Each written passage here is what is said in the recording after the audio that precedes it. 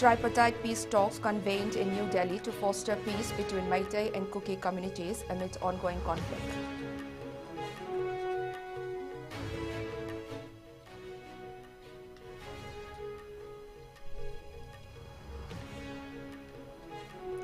Kokomi declines participation in recent peace talks, criticizing the government's approach to Manipur crisis.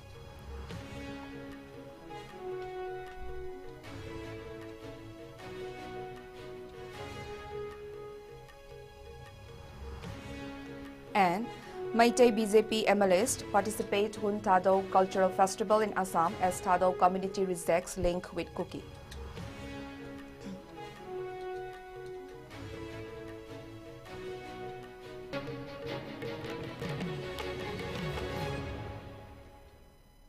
Hello and welcome. You are watching ISCOM English News. This is Nancy giving you the news in details. A tripartite meeting was convened today with representatives from Manipur's Meitei and Kuki communities aimed at fostering a lasting peace in a troubled state. The discussions were chaired by the Ministry of Home Affairs as part of the central government's efforts to find a peaceful resolution to the ongoing conflict that has been raging between the two communities since May 2023. The primary goal of the meeting was to build trust and cooperation between the Meitei and Kuki communities while exploring a pathway to restore peace and normalcy in Manipur.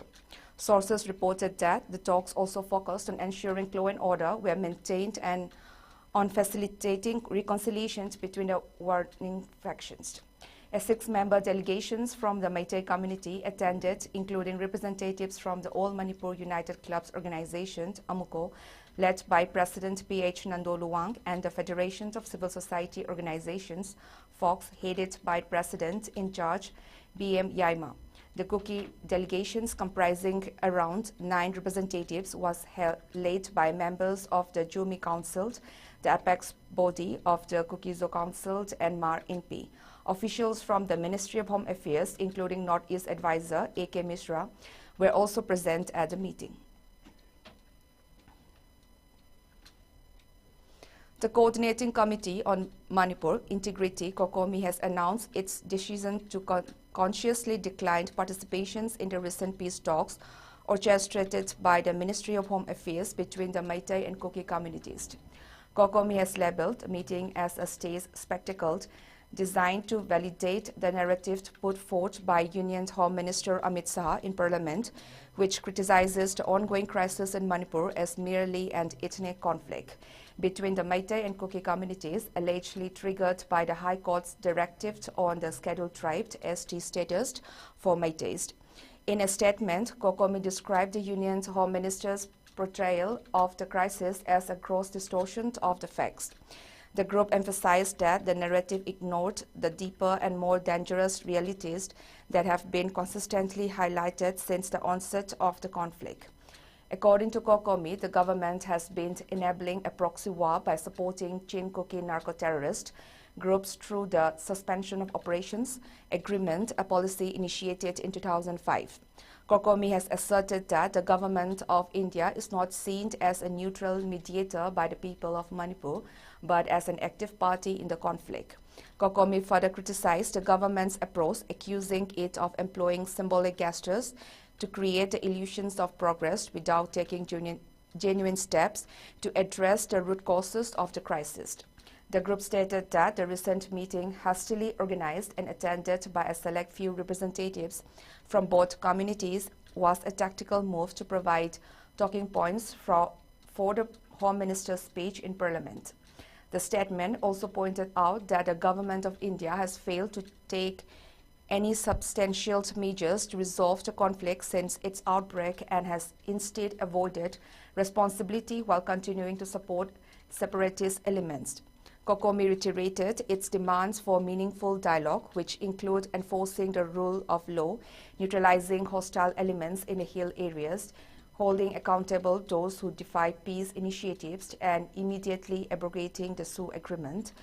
Among the group's other demands were ensuring unimpeded access to highways, prosecuting those obstructing peace efforts, addressing the real causes of the crisis, including illegal immigrations, narco-terrorism, and separatist agendas, and engaging with the leaderships of the Sioux groups whose influence has overshadowed civilian representatives. COCOMI also highlighted the prolonged crisis as a result of the government's covert encouragement of separatist elements. The group argued that genuine dialogue could only occur once a terror-free environment was restored, and the government took responsibility for disalarming militant factions and enforcing the rule of law. The statement concluded by accusing the government of India of pursuing a divisive agenda by weaponizing ethnic identities to further its counter-insurgency operations and geopolitical interest. COCOMI urged the people of Manipur and the wider global community to recognize its strategy and call for commitment to justice, lasting peace, and the preservation of Manipur's territorial integrity and indigenous heritage.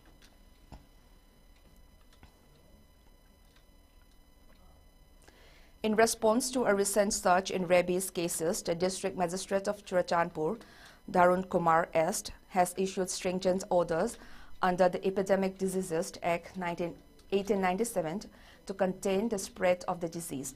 Following confirmed fatalities and multiple reported cases of rabies in certain subdivisions, including New Zovang Village, Churachandpur District, the District Magistrate has declared New Zovang Village a containment zone. This declaration prohibits the movement of domesticated pets, especially dogs, into and out of the village. Additionally, all pet and stray dogs are mandated to be identified and vaccinated under the supervision of the District Veterinary Department. The public health response includes door-to-door surveillance and health checkups conducted jointly by the Chief Medical Officer and the District Veterinary Department. The sale and transport of domestic animals, specifically dogs, are strictly banned during the containment period. A dedicated control room has been established to coordinate emergency responses and address public inquiries. Non-compliance with these measures will result in penal actions under Sections 292 and 293 of the relevant laws. The District Magistrate emphasized the importance of immediate medical treatment for anyone bitten by animals, urging residents to seek treatment at government hospitals equipped to administer the necessary vaccines free of charge. The containment measures will remain in effect until further notice, contingent upon the evolving situations and recommendations from concerned authorities.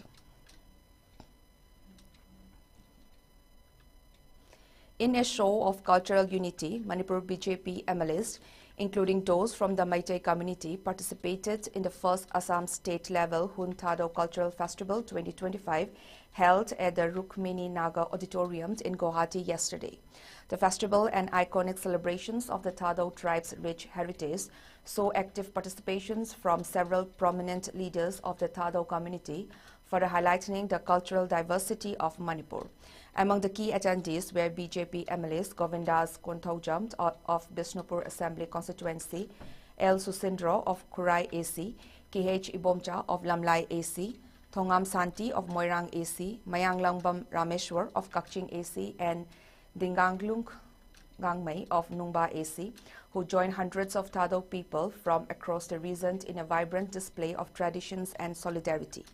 The event was organized by the Thado Community International in collaborations with the Thado INPI Manipur and the Thado Students Association, GHQ, and witnessed a diverse crowd, including Thado communities from Karbi, Anglong, Dima, Hasao, Autonomous District, and NC Hills of Assam.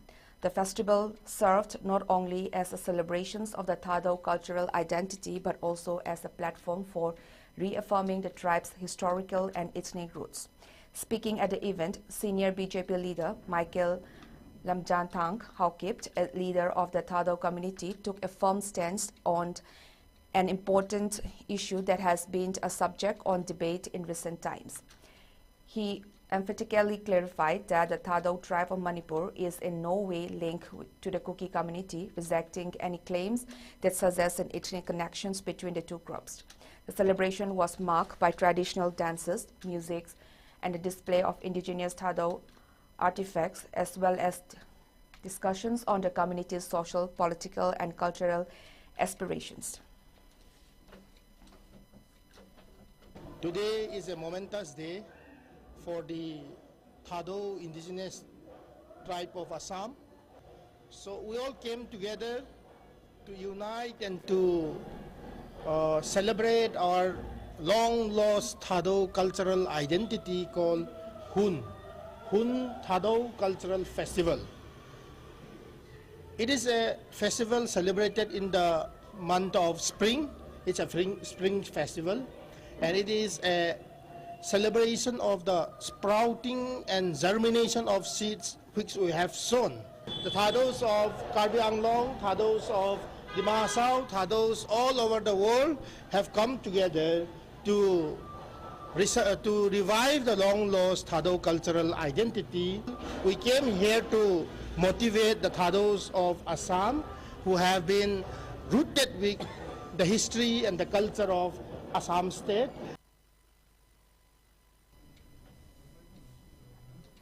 In an operation, the Manipur police managed to rescue a 47-year-old man, Laitonjam Dilip Singh, who has been abducted from his residence in Patsoi Part 4, Imphal West District.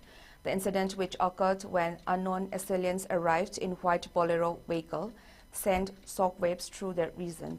As soon as the authorities received intelligence about the abduction, they wasted no time in launching a targeted cordons and search operations in the Nambol Foizing area located under the jurisdiction of Nambol Police Station in Bishnupur District. The operation was a success as it led to the arrest of 2 individuals allegedly involved in the abduction, identified as Kundrakpam Rakesh Singh, also known as Tomba, age 30, and Kundrakpam Charles, age 25, both residents of Nambol Foizing Awang Lekai. Their arrest was made at the residence of one Kundrakpam Inauton Singh in the same area, and it was here that authorities were able to rescue Laitonjam Dilip Singh, who was safely freed from their custody. In addition to this major breakdown, a significant haul of items linked to the abduction was recovered. The items included the white Bolero vehicle that has been used in the abduction, 3 mobile handsets, a wallet containing 4,500 rupees, and a voter ID card. All these were seized from the arrest militants who are believed to be connected to the UNLFP.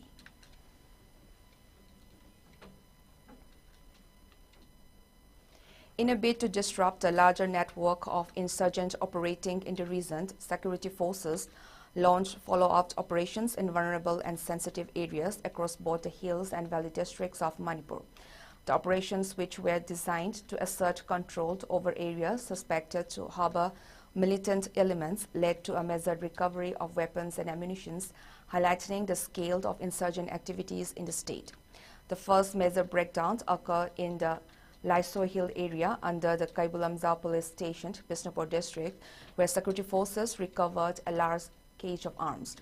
Among the seized items were a self-loading rifle, SLR, a carbine machine gun, a modified .303 rifle, a double-barrel gun, and numerous magazines and live rounds of various calibers, including 8 live rounds of 5.56 mm and 4 live rounds of 70 mm. Along with the firearms, authorities found protective equipment such as BP helmets, bulletproof vests, and several camouflage items like pants, shirts, and capes, all of which are believed to have been used by militants to carry out operations in the region.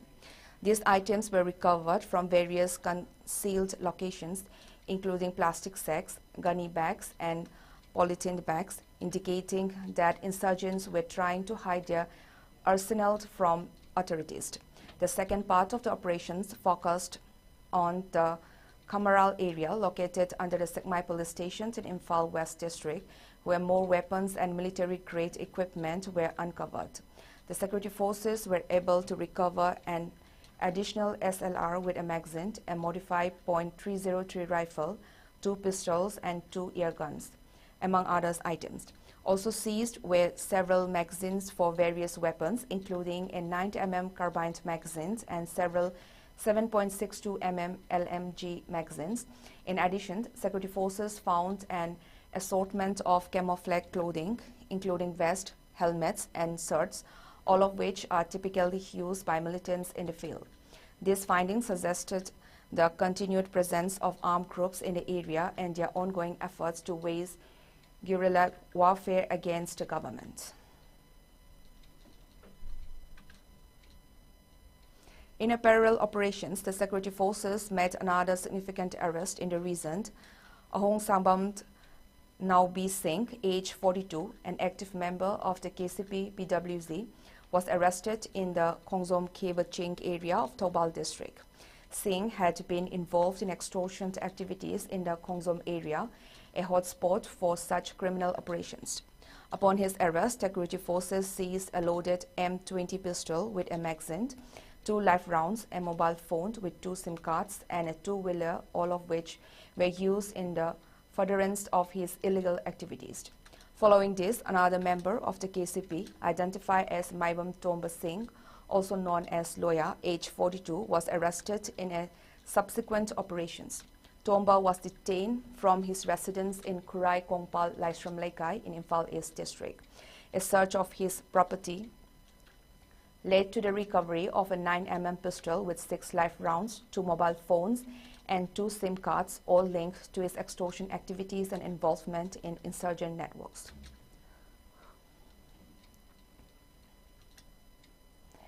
A week-long training program on promoting scientific beekeeping for livelihood security under All India Coordinated Research Project AICRP on honeybees and pollinators was inaugurated at the College of Agriculture, Central Agricultural University, KAU, Imphal.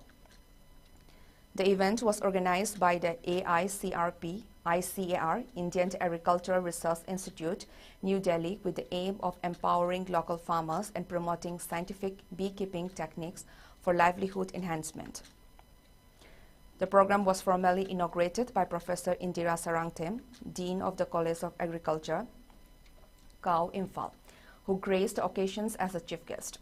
The inauguration ceremony took place at the college conference hall, where several dignitaries were present, including Professor N. Brajendra Singh from the Department of Genetics and Plant Breeding, KAU, Imphal, who presided over the event, and Dr. K.H. Ibohal Singh, co-principal investigator of AICRP, and Professor U. Chauba Singh from the Department of Horticulture, who were also guests of honor.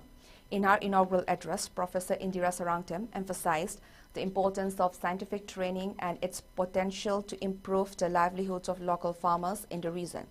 She encouraged the participants to adopt advanced techniques in beekeeping, which would not only benefit them economically but also contribute to the overall development of the agricultural sector in Manipur. She also highlighted the significance of the training program in empowering the youth and farmers of the region with knowledge that would improve productivity and sustainability. The training program is being attended by 30 participants from 9 districts of Manipur, including Imphal East, Imphal West, Thoubal, Bishnupur, None, Tamenglong, Ukhrul, Kamjong, and Senapati. The participants will be trained in various aspects of beekeeping, including scientific methods of hive management, pollinations, and honey productions. Resource persons for the program include Dr. Nilima Karamt, Principal Investigator of the AICRP at KAU, Imphal, and bee professional Arambam Suchitra Devi, who will conduct various sessions on the latest techniques in beekeeping.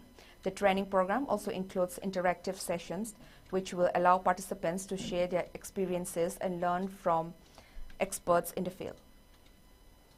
Honey from the wild or naturally producing honeys we are only harvesting in olden days.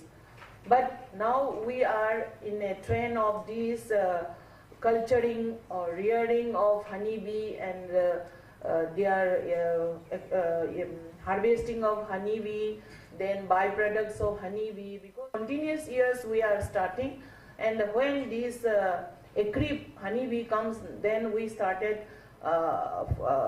we got some of the startup or some beekeepers friends. Then we started coordinating, and then those who don't know before how to rear, how to do all these techniques, they became knowing and they started producing honeybee. And before this,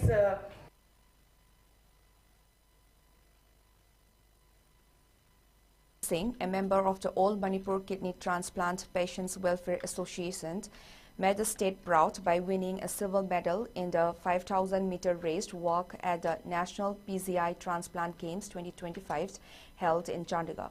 Anand Singh, a kidney transplant recipient, showcased remarkable resilience and athleticism, securing a podium finish in the prestigious event.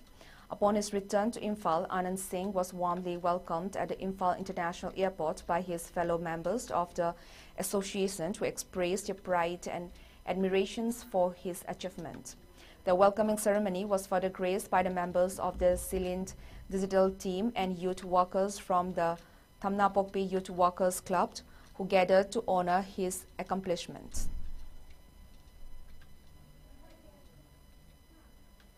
Now the headlines once again.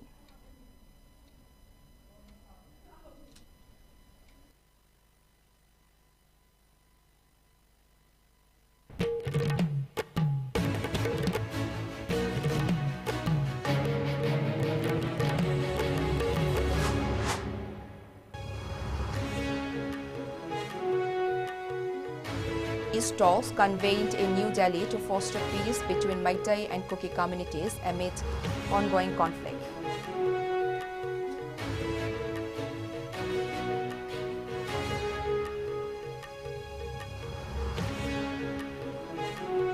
Kokomi declines participations in recent peace talks, criticizing the government's approach to Manipur crisis.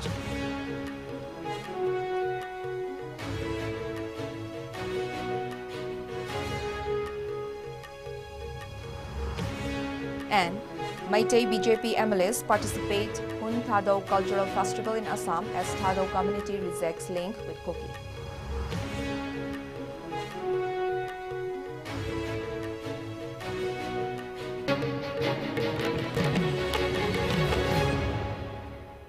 Now that's all in this bulletin. Keep watching ISCOM English News.